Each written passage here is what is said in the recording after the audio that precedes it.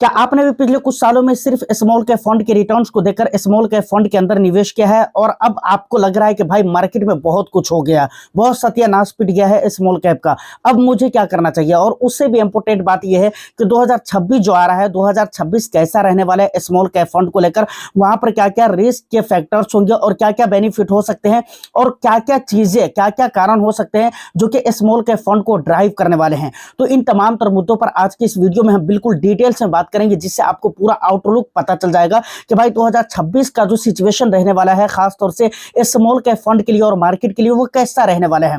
तो overall video बहुत informative होगी, बस एक लाइक कर दीजिए, शेयर कर दीजिए। चैनल को अगर अभी तक आपने सब्सक्राइब नहीं किया है तो चैनल को भी जरूर सब्सक्राइब कर ले, क्योंकि इस तरह के इंटरेस्टिंग कंटेंट मैं आपके लिए लेकर आता रहता हूं।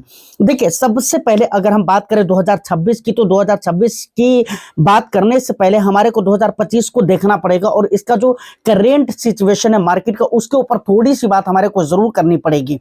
सबसे पहले अगर हम बात करें मार्केट में आजकल जो गिरावटें हो रही है या फिर वोलेटिलिटी है, इसके पीछे का जो सबसे मेन और खास रीजन है, देखिए रीजन बताने को बहुत सारे रीजन आपको बताने वाले बता देंगे, वो भी रीजन अपनी जगह पे ठीक है, लेकिन यहां पर जो वोलेटिलिटी का सबसे बड़ा रीजन है वो है वैल्यूएशन। क्योंकि अगर आप स्मॉल कैप स्टॉक्स या इसके इंडेक्स के प्राइस टू अर्निंग रेशियो देखेंगे तो हिस्टोरिकल डेटा से कुछ ऊपर जाता हुआ देखने को मिल जाएगा आपको। यानी पिछले 1 ईयर में जो डेटा रहे हैं वैल्यूएशन के, उससे कुछ महंगे प्राइस पे अभी भी स्मॉल कैप आपको देखने को मिलते हैं। सेम यही हाल मिड कैप का है। तो फिलहाल मार्केट के अंदर जहां पर दूसरे रीजन वर्क कर रहे हैं, वहां पर ये एक रीजन है जो कि आप बिल्कुल रियल रीजन मान सकते हैं और जिसकी वजह से मार्केट के अंदर लगातार गिरावट हो रही है। ये तमाम तर बातें आपको समझ में आ गई। अब करेंट का जो सिचुएशन है और पास्ट के पिछले 1 साल का लगभग डेटा आप देखें तो मार्केट का सिचुएशन बहुत ही अच्छा नहीं है, समझ रहे, बहुत अच्छा नहीं है। खास तौर से यहाँ पर हम स्मॉल कैप और मिड कैप की बात करें तो यहाँ पर बहुत अच्छी खासी अभी 10 से 15-20 रोज पहले अगर आप देखते तो पिछले 1 ईयर में 10 से 12% की गिरावट शो कर रही थी। अभी कुछ मार्केट ने अपने आप को रिकवर किया, मैनेज किया है, तो वो एक अलग बात है। लेकिन अभी 8-10-15 रोज पहले आप मान लीजिए कि देखते मार्केट को तो भाई 12%, 10% की गिरावट स्मॉल कैप और मिड कैप इंडेक्स के अंदर नजर आ रहा था। सोचिए किस प्रकार की गिरावट यहां पर होकर रखी हुई है और अभी पॉसिबिलिटी है कि और भी गिरावटें हो सकती हैं। तो यहां तक करंट मार्केट के बारे में हम बात कर रहे थे और पास्ट के मार्केट के सिचुएशन के बारे में बात कर रहे थे। अब यहां पर सबसे बड़ा सवाल आता है कि 2026 में,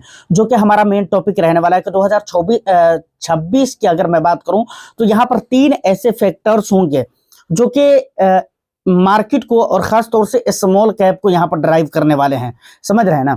वो 3 फैक्टर्स क्या क्या होंगे? सबसे पहली चीज तो यह है कि भाई अर्निंग्स, कंपनी के अर्निंग्स अच्छे आने चाहिए। अगर कंपनीज के अर्निंग्स अच्छे निकल कर आते हैं तो ऑफ कोर्स यहाँ पर स्मॉल कैप जो स्टॉक्स होंगे वो अच्छा परफॉर्म आपको करता हुआ मिल जाएगा। तो ये सबसे बड़ा फैक्टर है और रियल फैक्टर है, जिसका सही होना, इंप्रूवमेंट आना इसके अंदर बहुत ही जरूरी है। ये सबसे पहला फैक्टर है, क्योंकि अगर आप सोचे कि अर्निंग्स नहीं होगी कंपनी की तो कंपनी को भाई ऐसा लगेगा भाई काम करके कुछ फायदा नहीं है, समझ रहे हैं ना। तो अर्निंग्स का कंप्लीटली तौर से सुधार होना, अर्निंग्स के अंदर इंप्रूवमेंट होना, ये सबसे पहली प्रायोरिटी होगी 2026 के अंदर और इसके ऊपर सबसे पहला फोकस होने वाला है कंपनीज का। दूसरी की अगर मैं बात करूं तो रेट कट का डाउन होना। रेट कट अगर 2026 के अंदर डाउन होते हैं तो वहां पर भी स्मॉल कैप इंडेक्स को और उसके अंदर जो भी स्टॉक्स है उसको आपको फायदा होता हुआ दिखेगा, समझ रहे हैं ना। उसके बाद सबसे आखिरी बात वो गवर्नमेंट कैपेक्स है।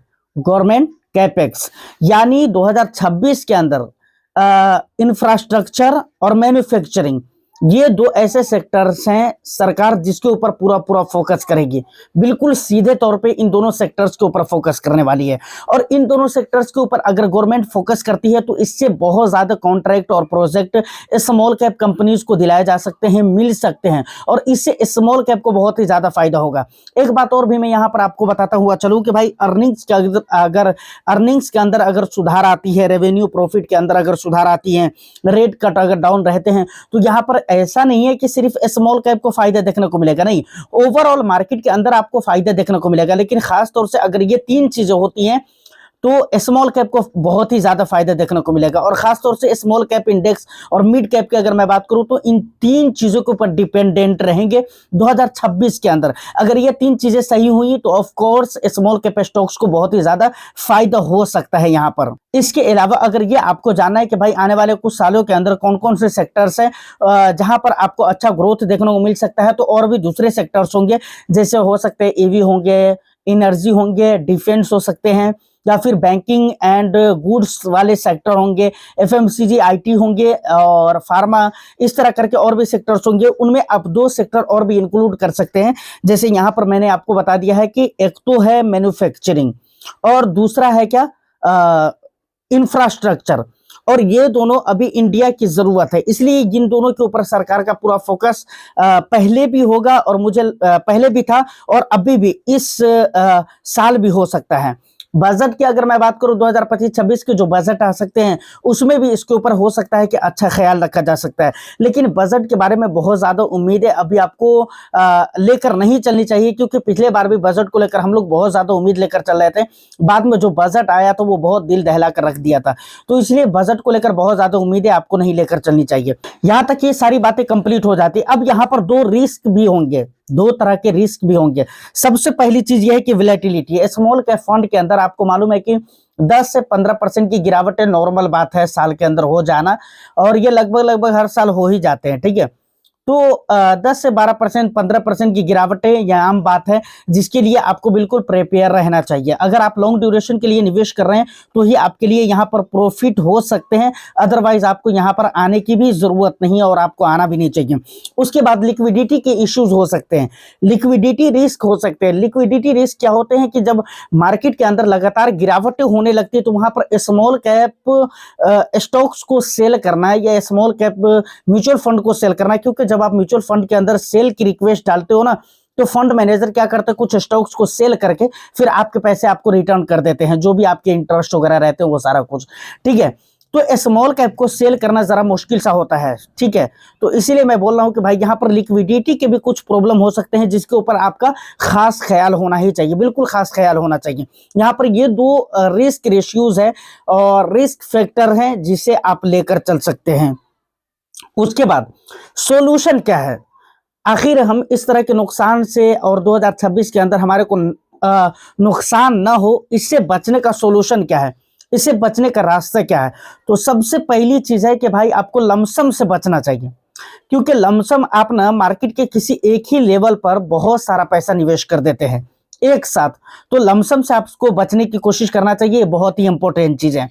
दूसरी चीज जो आपको ध्यान में रखना चाहिए, अगर आपके एसआईपी चल रही है या फिर आप नए इन्वेस्टर्स हो, न्यू इन्वेस्टमेंट स्टार्ट करना चाहते हैं, या पुराने भी है, मार्केट के बारे में आपको पता भी है, तो फिलहाल का जो सिचुएशन है वो सिचुएशन को देखते हुए आपको एसआईपी से स्टार्ट करना चाहिए अपने इन्वेस्टमेंट जर्नी को, ठीक है। क्योंकि लमसम की बात है तो लमसम आप कभी भी कर सकते हैं, ऐसा थोड़ी कि आप एसआईपी कर रहे हैं तो लमसम कर ही नहीं सकते हैं, कभी भी कर सकते हैं। तो शुरुआत हम लमसम से करें ये मुनासिब नहीं होगा। तो ये सारी बात हो गई। अब एक लास्ट चीज जो कि आपको ध्यान देना चाहिए, इससे पहले भी मैं उसके ऊपर बात कर चुका हूं, और वो क्या है, पोर्टफोलियो को रीबैलेंस करके रखना। पोर्टफोलियो को रीबैलेंस करके रखना बहुत ही जरूरी है, क्योंकि आप सोचे कि 2025 के अंदर जो गलती हुई, जो मिस्टेक्स हुए पोर्टफोलियो के अंदर, और उस मिस्टेक्स की वजह से आपके रिटर्न्स कम हो गए या एवरेज हो गए, वो मिस्टेक 2026 के अंदर नहीं होने चाहिए। अच्छा, स्मॉल कैप में अगर आपने ज्यादा एलोकेशन दिया हुआ है या कहीं भी सेक्टर फंड में अगर आपने ज्यादा एलोकेशन दिया हुआ है, तो आपको समझ में आ चुका है 2025 ने आपको इतना तो सिखलाई दिया है कि भाई मार्केट जब बुरा हो तो क्या हो सकता है। इसलिए आपको पोर्टफोलियो को रीबैलेंस करके रखना बहुत ही जरूरी है। तो ये तीन फैक्टर्स हैं जिसके ऊपर आपको सॉल्यूशन के तौर पर देखना चाहिए, और जिन तीन चीजों के ऊपर आपकी नजर होना चाहिए, और ये तीन चीजें हैं जो सॉल्यूशन है आपके लिए कि आने वाले समय में आपके प्रॉफिट अच्छे बन सकते हैं। अगर इन चीजों पर आप ध्यान नहीं देते हैं तो जिस तरह से आपकी पोर्टफोलियो 2024 के अंदर थी, 25 के अंदर थी, वही हाल अगर 2026 के अंदर होगा, तो आपके पोर्टफोलियो में रिटर्न्स भी वैसे ही बनेंगे जिस तरह से 2025 में बने हैं। या मार्केट का सिचुएशन अगर बहुत अच्छा भी रहता है तो ऐसा नहीं कि आपको रिटर्न्स बहुत हार्ड मिल जाएंगे, ऐसा नहीं है, बहुत अच्छा मिल जाएंगे, ऐसा नहीं है। इसके लिए आपको ये कुछ चीजें हैं जिसके ऊपर नजर रखने की जरूरत है खास तौर से। तो फाइनली यहाँ तक अगर आप वीडियो में पहुंच चुके हैं तो जो भी इंपॉर्टेंट बातें थी वो मैंने आपको बता दी है। उम्मीद करता हूं कि वीडियो आपको अच्छी लगी हो। 27-28 तारीख आज हो चुकी है, इस बीच में आपको ये तमाम तरह काम कर लेने हैं जो कि मैंने आपको बताया है। वीडियो को एक लाइक कर दीजिए, शेयर कर दीजिए, चैनल को अगर अभी तक आपने सब्सक्राइब नहीं किया तो कर लीजिए, और आपका जो भी वैल्यूएबल सजेशन हो, फीडबैक हो, आप मुझे कमेंट सेक्शन में जरूर बताइएगा। मैं फिर मिलता हूँ किसी नेक्स्ट एंड इंटरेस्टिंग वीडियो में, जब तक के लिए all the best. Thank you for watching.